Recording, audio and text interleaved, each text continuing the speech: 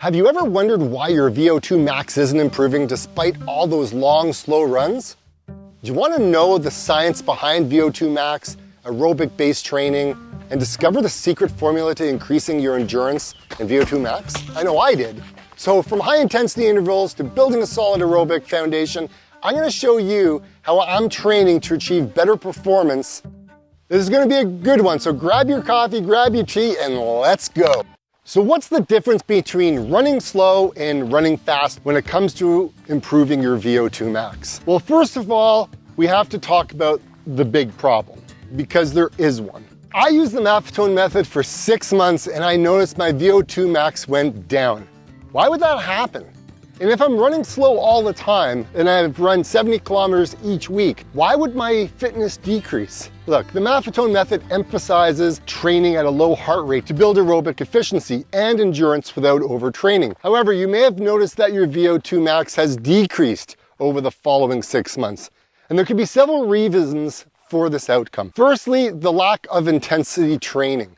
VO2 max improvements are strongly associated with highly intense exercises. The Maffetone method focuses on low intensity running, which improves aerobic base. However, it does lack high intensity stimulus necessary for significant VO2 max increases. High intensity training such as intervals, tempo runs are crucial for pushing your cardiovascular system to adapt and increase in its capacity. Research has shown that high intensity intervals HIIT training is highly effective in improving VO2 max because it involves exercising near or at maximum capacity, which is essential for cardiovascular adaptation. I'll throw some science up on the screen. You can click on the links and you can take a look at those. However, monotony and lack of variety. Look, training variation is important, and the Maffetone method involves consistent slow-paced running, which might lead to a plateau in your fitness gains. Incorporating a variety of training intensities is important for continued improvement in fitness level. Adaptation is important, and your body does adapt to specific demands that we place on it. So without the variety intensity, your cardiovascular system may not be sufficiently challenged to improve the VO2 max.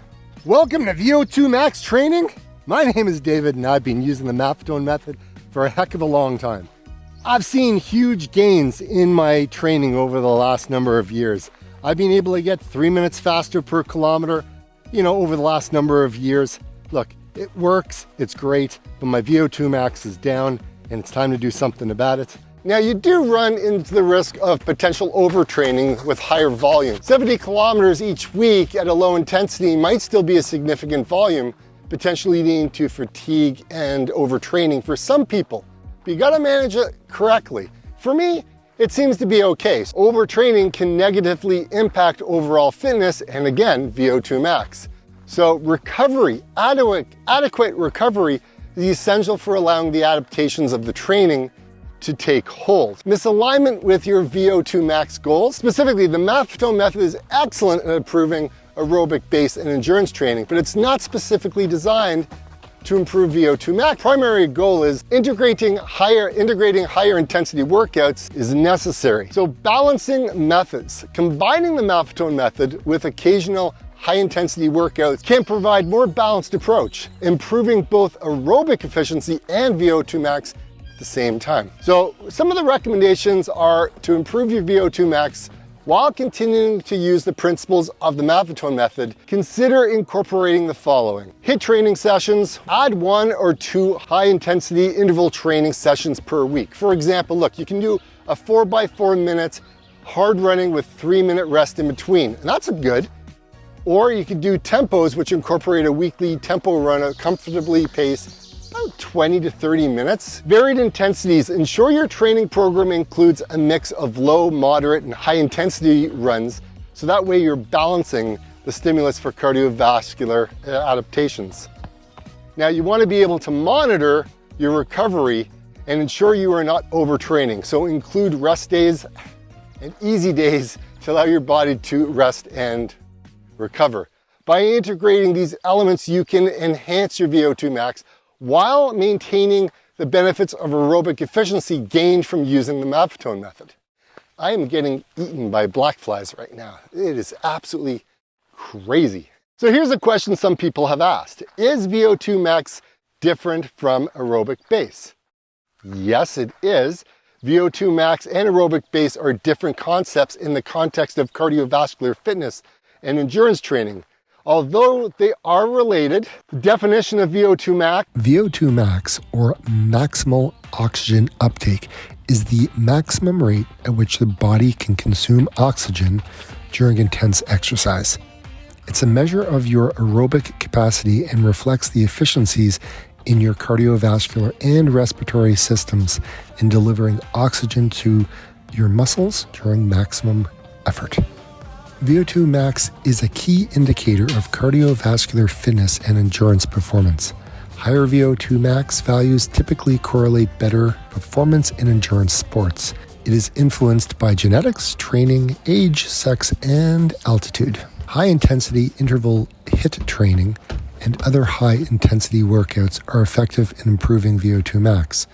VO2 max can be tested in a lab setting or estimated through field tests. Aerobic base refers to the foundation of endurance fitness built through sustained low, moderate intensity exercises. It reflects the ability of your body to efficiently burn oxygen for energy production over extended periods of time. A strong aerobic base allows for improved endurance, enabling you to perform longer, more efficient, submaximal intensities. It enhances fat metabolism, muscular endurance, and the ability to recover from high-intensity efforts. Training implications of building an aerobic base involves long, steady runs or rides at low, moderate intensity, typically around like the 60 to 75% of your maximum heart rate. Consistent aerobic base training improves the efficiency of the cardiovascular and respiratory systems and increases the density of the capillaries in the muscles. It also helps build more mitochondria, which are the powerhouse energy systems that allow you to be able to go longer and further without getting so tired. The relationship between VO2 max and the aerobic base. While VO2 max represents your peak aerobic power, your aerobic base represents your sustainable aerobic endurance. Both are crucial for overall endurance and performance. There is a training synergy between building a strong aerobic base that provides the foundation needs to effectively handle the higher intensity aimed at increasing VO2 max. So here's a practical example. Aerobic base training, long, steady runs at a conversational pace, for instance, a 90-minute run at 65% of your maximum heart rate. VO2 max training, short, intense intervals, for example, 4x4 minutes at 90 to 95% of your maximum heart rate with 3 minutes of rest in between each interval. So if I want to improve my VO2 max significantly from 38 to 52, it requires a well-structured, consistent training plan. So here are the fastest, most effective ways to achieve this through running. I'm going to try it. I'm going to figure it out. I'm going to see if I can get it there. So I'm going to start with high-intensity interval training, HIIT training. It involves short, intense exercise followed by rest or low intensity periods. This type of training is highly effective for improving VO2 max, according to the experts. A HIIT workout could look like a warm-up of 10 minutes of easy jogging. I could do some intervals, 4 minutes at a pace that you can sustain for 8 minutes, very hard effort, followed by 3 minutes of easy jogging or walking. Now I could repeat that 4 to 6 times, do a cool down of 10 minutes of easy jogging. One day I can do a tempo run, improve your lactate threshold, which can help enhance the VO2 max. These runs are like done at a comfortable, hard pace, something like higher zone 3.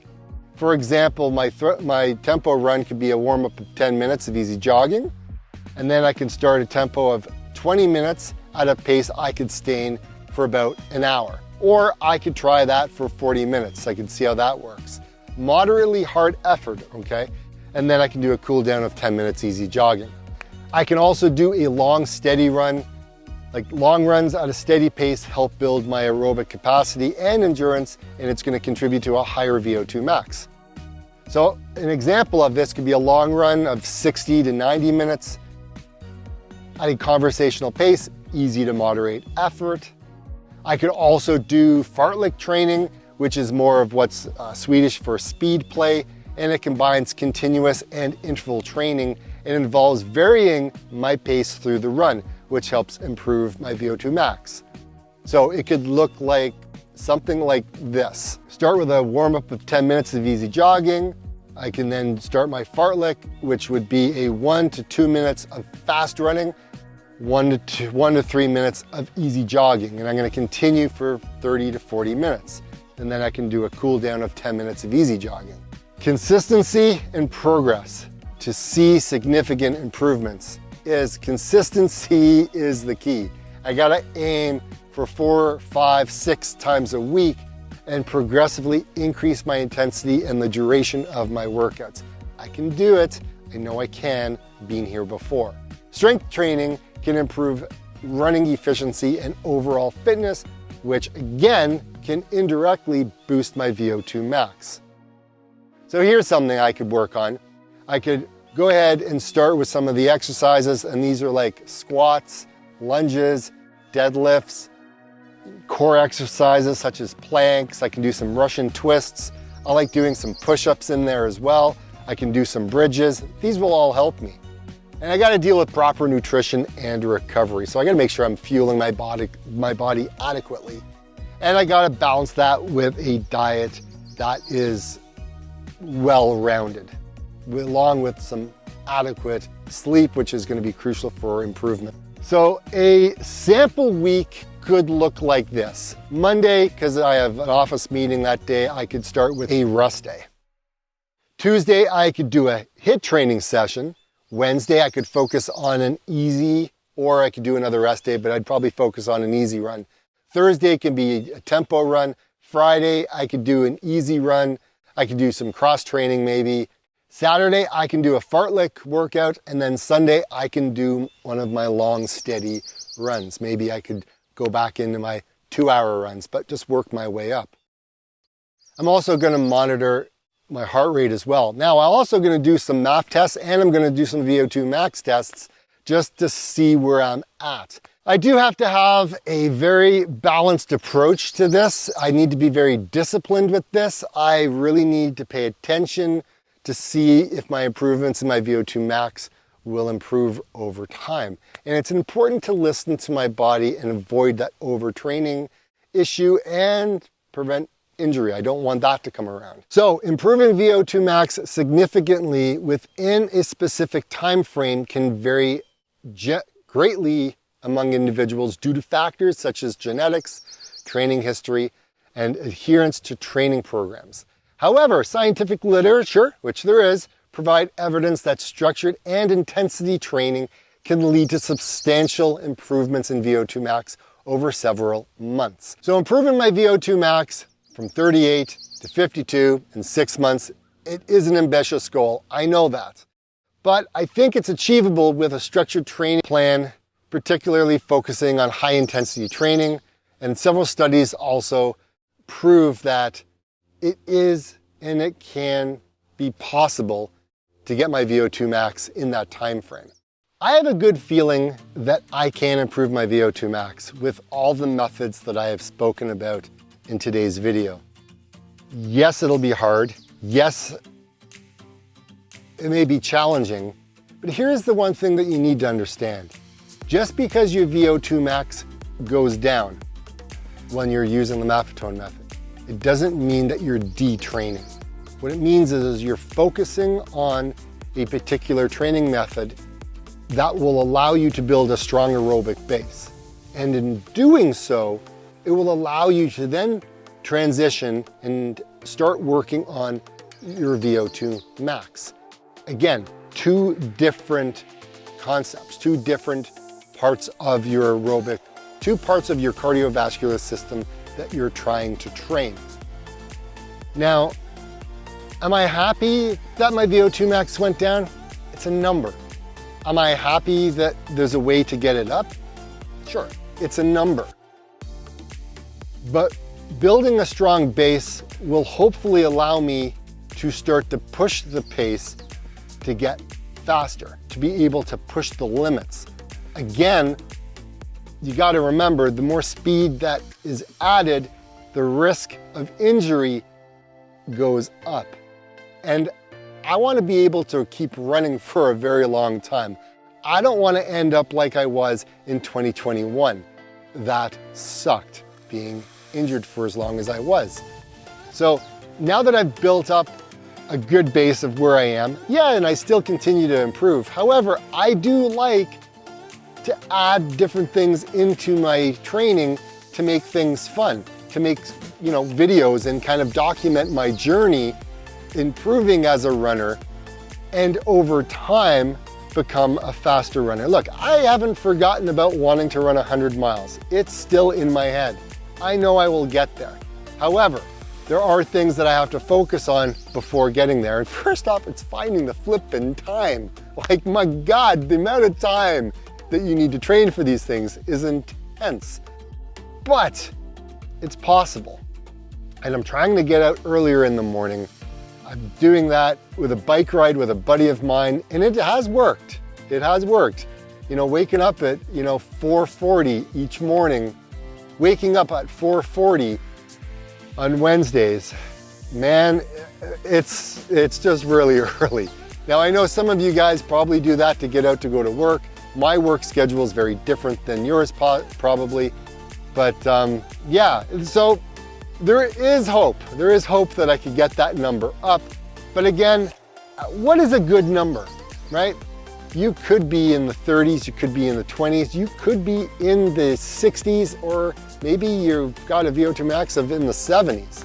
If you do, hallelujah, congratulations, and it's working well for you.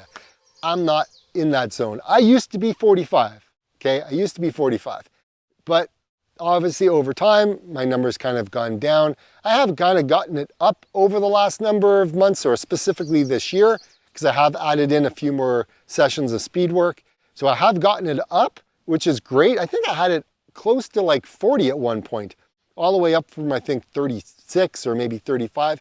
It takes a while to get that number up. But again, it's a number. I feel flippin' awesome. I feel great. Losing weight, changing my lifestyle. All these things contribute to becoming a better runner, a better person, a better me. That's what I'm focusing on. So, okay, with all that said, I think it's time to get out and go for a run. Like I always say, get out and run. Trying to find some balance